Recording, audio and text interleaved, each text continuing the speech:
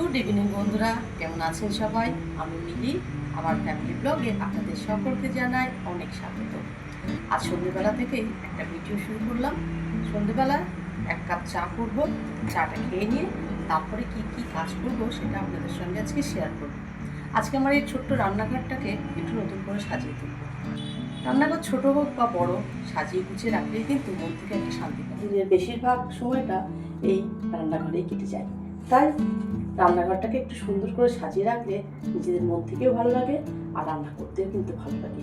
নিত্য নতুন রান্না করব, চারিদিকে সুন্দর সুন্দর ছোটো ছোটো গাছ লাগাবো, দেখতেও ভালো লাগে না? আমার তো ভীষণ ভালো লাগে। তাই আর বেশি কথা না বাড়িয়ে চলুন শুরু করা যাক আজকের ভিডিওটা, আর রান্নাঘরটাকে একটু সুন্দর করে সাজিয়ে তুলি। চলুন তাহলে দেখতে থাকুন। আর ভিডিওটা যদি ভালো লাগে তাহলে অবশ্যই একটা লাইক করে দেবেন, আর বেশি ভালো লাগলে সাবস্ক্রাইব করে পাশে থাকবেন। চলুন, আর কথা বলবো না, অনেক দেরি হয়ে যাবে। সবার আগে এক কাপ চা খেয়ে নেব, কারণ চা খেলেই কাজের এনার্জিটা বাড়বে।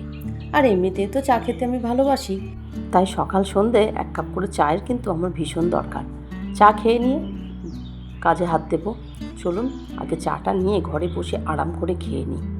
রায়ন তো পড়তে গেছে, তাই রিজুর সঙ্গে কিছুটা বকবক করব, আর চাটা খেয়ে তারপরে আমি রান্নাঘরে গিয়ে কাজ করব, আর আপনাদের সঙ্গে কিছু কাজ শেয়ার করব। আসলে কি বলুন তো, সংসারে তো হাজারো কাজ থাকে, সকাল থেকে ঠিক মতন সময়ও পাওয়া যায় না। তাই ভাবলাম যে চলুন আজকে রান্নাঘরটাকে একটু অন্যরকম করে গোছাই। জীবনে কিন্তু পরিবর্তনের ভীষণ প্রয়োজন। যাই হোক, ওইসব কথার মধ্যে আজকে আর গেলাম না। রান্নাঘরটা যেহেতু আজকে নতুন করে একটু সাজাবো, তাই রান্নাঘরের যত রকম র্যাক ছিল, কৌটো কাটা ছিল, সব কিছু পরিষ্কার করে এখানে রেখে দিয়েছি। আর এই দেখুন, আপনারা যারা আমার পুরনো ভিডিও দেখে থাকেন তারা জানবেন যে এর আগে কিন্তু একটা 3 বার্নারের গ্যাস ওভেন ছিল। সেটা একটু নষ্ট হয়ে যাওয়ায় আবার এই 2 বার্নারের গ্যাস ওভেনটা লাগানো হয়েছে। এটা আমার বাড়িতেই রাখা ছিল, এটা কিন্তু নতুন নয়, পুরনো আগের গ্যাস ওভেন, সেটাই লাগালাম। আর এই দেখুন, ওভেনের পাশে এখানে এই গাছটাকে রাখলাম। এখানে সবসময় আপনারা একটা মানি প্ল্যান্ট দেখতে পেতেন, কিন্তু আজকে এটা রাখলাম। এবার ওয়ালগুলো একটু পরিষ্কার করে বাদবাকি জিনিসগুলো রাখবো। আর আগে তো বড় ওভেন ছিল, আর এখন ওভেনটার সাইজ ছোট হয়ে গেছে, তাই এখানে কিন্তু অনেকটা জায়গা পাওয়া গেছে। অনেক জিনিস রান্নাঘর থেকে ফাঁকা করে ফেলছি, আর এবার উপরের এগুলো নামিয়ে নিয়ে উপরের জায়গাটাও পরিষ্কার করে বাকি জিনিসগুলো গুছিয়ে রাখবো। আপনারা দেখতে থাকুন, একে একে সব কিছুই করবো। সবার আগে দেখতেই পেলেন ওয়ালগুলো গুছিয়ে রেখেছি, আর র্যাকগুলো তো আগেই পরিষ্কার করে রেখেছিলাম। আর এই দেখুন, উপরেও র্যাকটা বসিয়েছি, এই কর্নার র্যাকটা এখানে রেখে দিয়েছি, আর বেলুন চাকি রাখার যে র্যাকটা সেটাও এখানে আছে। আর উপরের এটা নামিয়ে পরিষ্কার করে বাসনগুলোও একদম সাজিয়ে দিয়েছি, আর একদম পরিষ্কার ঝাঁ চকচকে লাগছে, তাই না? চলুন এবার র্যাকগুলোতে জিনিসপত্রগুলো রাখি। এই দেখুন, গ্যাসের ওইদিকে যে মানি প্ল্যান্টটা থাকতো সেটা এইদিকে বসিয়ে দিলাম, আর প্রথম যে র্যাকটা রাখলাম সেটা হাতের কাছেই প্রত্যেক দিনের প্রয়োজনীয় জিনিসগুলো রাখবো। যেমন 2 রকম তেল, একটা তেলে দেখতে পাচ্ছেন না তেল নেই, আসলে তেলটা এখনও ঢালা হয়নি। যাই হোক, পরে রাখবো হাতা খুন্তি সমস্ত জিনিসপত্র। আর এর নিচে না একটা কাগজ পেতে দিয়েছি, কারণ তেল যতই আপনি সুন্দর করে রাখুন না কেন, তেল পড়তেই থাকে।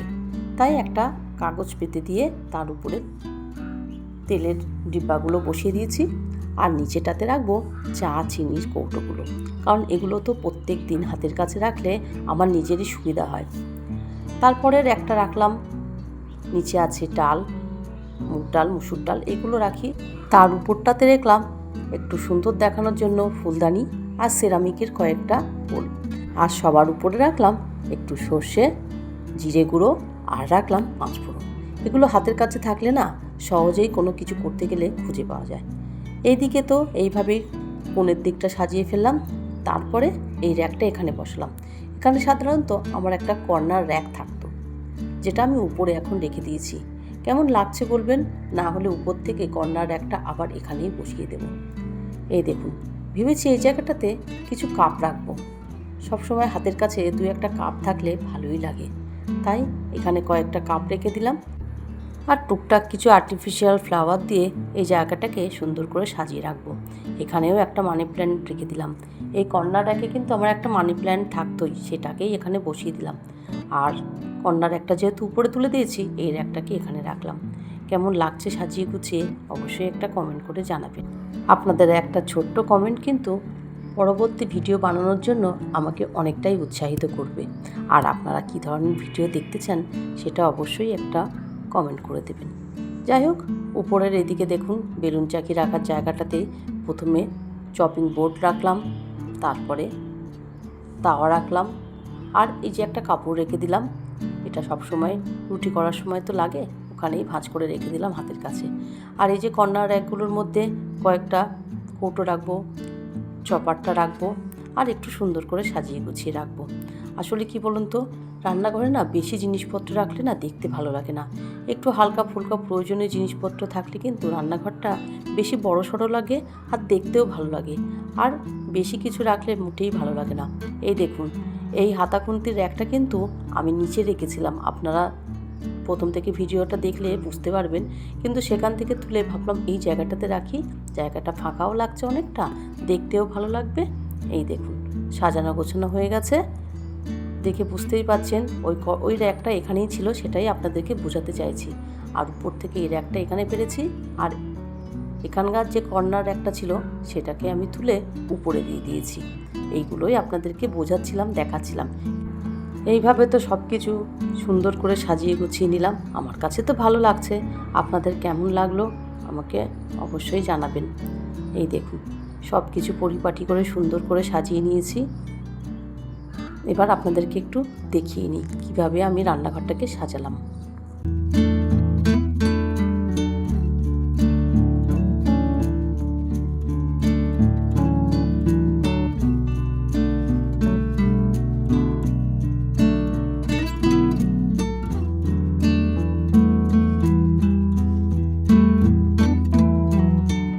দেখতেই পেলেন আপনারা, রান্নাঘরের জিনিসপত্রগুলো একটু ওলটপালট করে রান্নাঘরের লুকটা একটু চেঞ্জ করার চেষ্টা করেছি। কেমন লাগলো অবশ্যই আমাকে জানাবেন। আজ তাহলে আসি, আবার আসবো নতুন একটা ভিডিও নিয়ে। সবাই খুব ভালো থাকবেন, সুস্থ থাকবেন, সাবধানে থাকবেন। আর ভিডিওটা ভালো লেগে থাকলে একটা লাইক করে দেবেন।